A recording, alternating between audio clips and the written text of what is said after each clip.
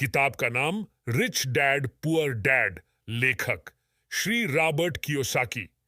यह personal finance पर लिखी गई सर्वश्रेष्ठ किताब है। यदि आपने पर्सनल फाइनेंस के बारे अभी सीखना शुरू किया है तो यह आपकी पहली किताब होनी चाहिए। इस किताब के लेखक मिस्टर रॉबर्ट कियोसाकी कहते हैं कि उनके दो पिता हैं, एक अमीर हैं जिन्हें वो रिच डैड कहते हैं और दूसरे गरीब हैं जिन्हें वो पुअर डैड कहते हैं। इस किताब में उन्होंने अपने दोनों पिता के विचारों से जो सीख ली है उसी के बारे में है, जैसे कि अमीर कैसे बना जाए, अमीर बनने के लिए क्या क्या करना पड़ेगा, लोग पैसा कमाने के बारे में कैसे सोचते हैं, पैसा कमाने की शुरुआत कैसे की जाए आदि।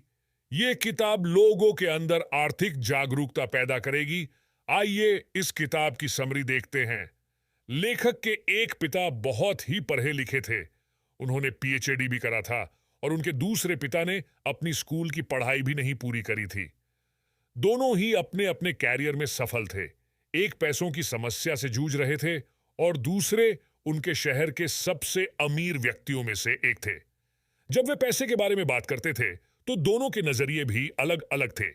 एक का मानना था कि पैसों के प्रति प्यार ही सभी प्रकार की समस्याओं की जड़ी नींव है, और दूसरे का मानना था कि पैसों की कमी ही सभी समस्याओं की जड़ी है।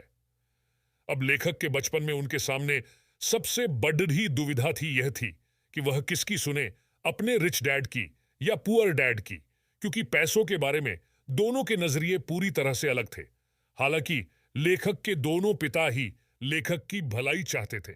उनके पुअर डैड को हमेशा यह कहने की आदत थी कि हम ये नहीं ले सकते हैं, हम वो ले नहीं सकते हैं। वही उनके रिच डैड इस शब्द कभी भी उपयोग नहीं करते थे। उन्हें इस वाक्य से सख्त नफरत थी, यहां तक कि उन्होंने लेखक को भी इसका इस्तेमाल करने से मना कर दिया था। लेखक के रिच डैड कहते थे कि तुम अपने आप से पूछो कि तुम कैसे उस चीज को ले सकते हो। उनका मानना था कि जब तुम कहते हो कि तुम यह चीज नहीं ले सकते हो तो तुम्हारा दिमाग काम करना बंद कर देता है, और उसके विपरीत जब तुम अपने आप से यह सवाल पूछते हो कि तुम उस चीज को कैसे ले सकते हो तो तुम्हारा दिमाग अपने आप काम पर लग जाता है। उनका यह कहना बिल्कुल नहीं था कि आप सब कुछ खरीदते चलो। उनका यह कहना था कि अपने दिमाग को हमेशा एक्टिव रखो, उसे काम पर लगाओ, जिससे तुम्हारे ब्रेन की एक्सरसाइज होगी और वह दिन ब दिन मजबूत बनता चला जाएगा। दोस्तों, यह थी रिच डैड पुअर डैड की समरी पार्ट 1।